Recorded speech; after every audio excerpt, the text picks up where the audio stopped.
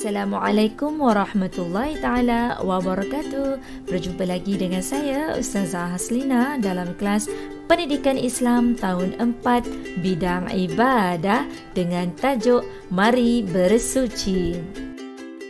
Sebelum itu, marilah kita sama-sama membaca doa. Bismillahirrahmanirrahim.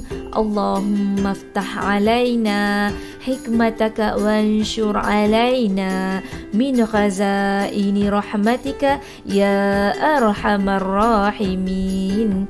Amin. Sebelum kita mulakan kelas, jom kita lihat apakah objektif pembelajaran kita pada kali ini. Yang pertama, dapat mengetahui pengertian bersuci. Kedua, jenis-jenis najis. Dan yang ketiga, cara membersihkan najis. Ustazah, apa ya erti najis? Najis ialah semua benda kotor yang menghalang daripada sah solat seperti darah dan tahi. Jom kita lihat bahagian najis. Yang pertama ialah najis mukhaffafah atau najis ringan. Kedua, najis mutawassitah atau najis pertengahan. Dan yang ketiga, najis mukhallazah atau najis berat. Mari kita lihat najis yang pertama, iaitu najis mukhaffafah. Apakah maksud najis mukhaffafah ini ya? Ingat ya, air kencing kanak-kanak lelaki yang berumur 2 tahun ke bawah yang tidak makan dan minum kecuali susu ibunya sahaja. Cara membersihkan najis ini dengan renjiskan air mutlak ke tempat yang terkena najis. Kita lihat video cara menyucikan najis mukhaffafah ini ya. Sebagai contoh, baju kamu terkena air kencing kanak-kanak lelaki yang berusia 2 tahun ke bawah yang hanya minum susu ibunya sahaja. Caranya dengan mengambil air mutlak atau air suci dan bersih, kemudian renjis pada kawasan yang terkena dengan najis dengan rata. Seterusnya, awak boleh keringkan pakaian tersebut, kemudian boleh gunakannya dengan bersih dan yakin. Itu sahaja.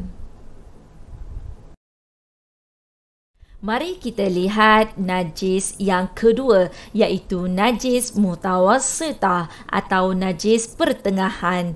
Maksudnya, najis selain najis mukhallazah dan najis mukhaffafah.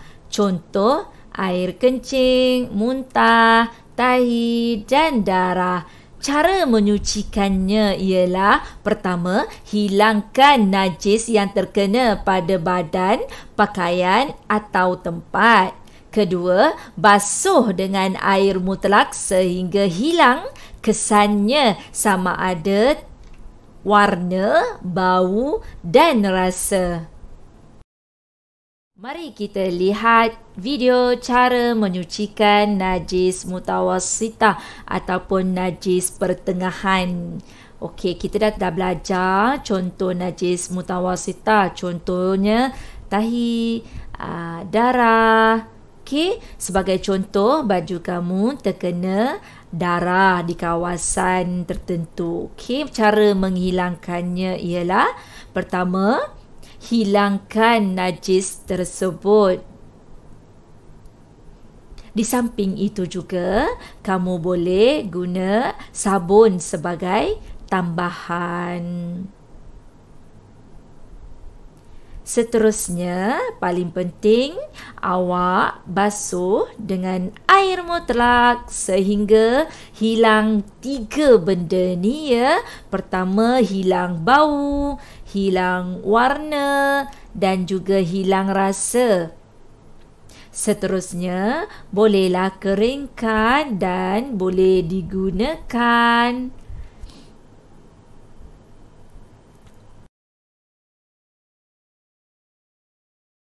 Mari kita lihat najis ketiga, iaitu najis mukhallazah.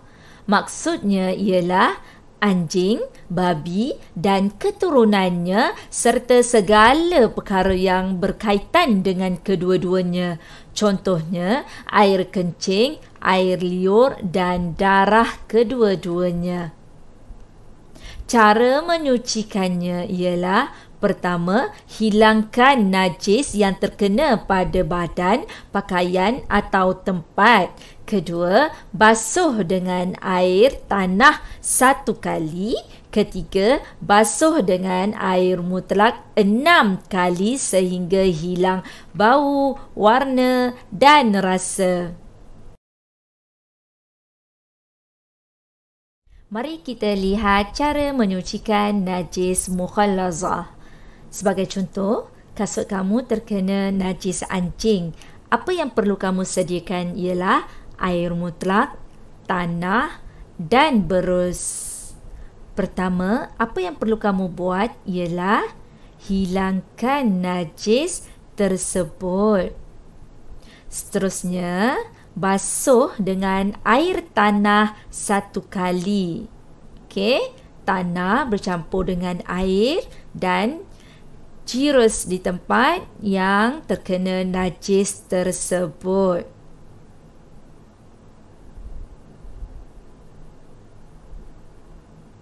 Seterusnya, sediakan 6 kali air mutlak. Okey? Baik, proses membersihkan najis mukhallazah dinamakan sertu. Alhamdulillah, kita sudah belajar bersuci daripada najis bahagian pertama dan kita akan belajar lagi tajuk seterusnya dengan najis bahagian kedua. Jumpa lagi. Bye. Assalamualaikum warahmatullahi taala wabarakatuh.